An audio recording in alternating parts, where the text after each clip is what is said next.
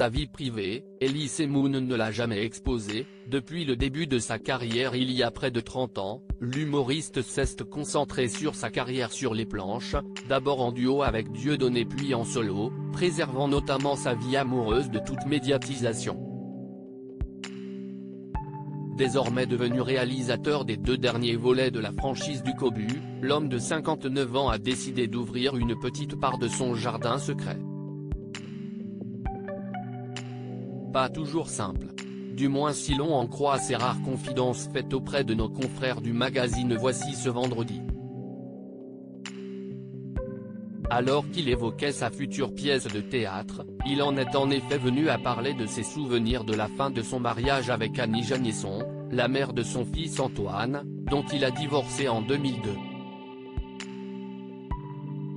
À l'époque de mon divorce, je devais avoir à peu près 37 ans, je me suis moi aussi comporté en égoïste. J'ai tout fait voler en éclats, comme dans la pièce. Je ne pouvais pas faire autrement, il fallait que j'aille au bout.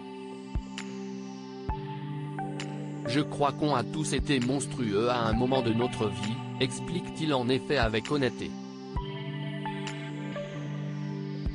Pas question pour lui de nier ses actes ou ses gestes, même si l'humoriste, aujourd'hui célibataire sait parfaitement être romantique. Trop, parfois selon lui. J'ai une belle vie, j'ai un côté très 19e siècle, assez incompatible avec un quotidien terre à terre. Peut-être que mon idéalisme est un peu étouffant. Avoue-t-il sans problème. D'ailleurs, il explique même dans l'interview que son premier roman, Compter jusqu'à toi, est dédié à une femme, à un amour perdu. S'il ne précise pas s'il parle de son ex-femme ou d'une autre romance, il raconte tout de même que la personne en question s'est reconnue.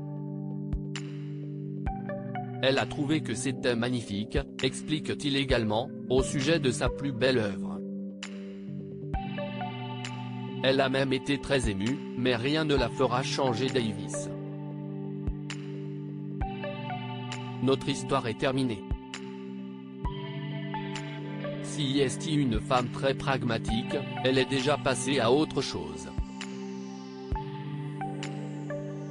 Je suis d'ailleurs grandement impressionné par les gens qui ont cette capacité à switcher aussi vite d'une histoire à une autre.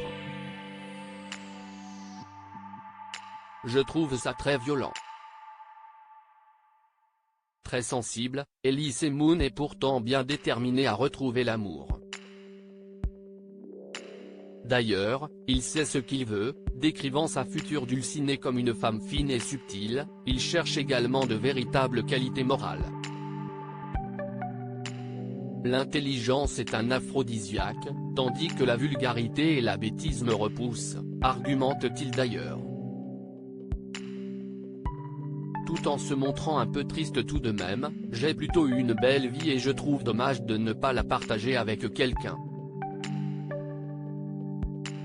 On espère que celle-ci arrivera vite.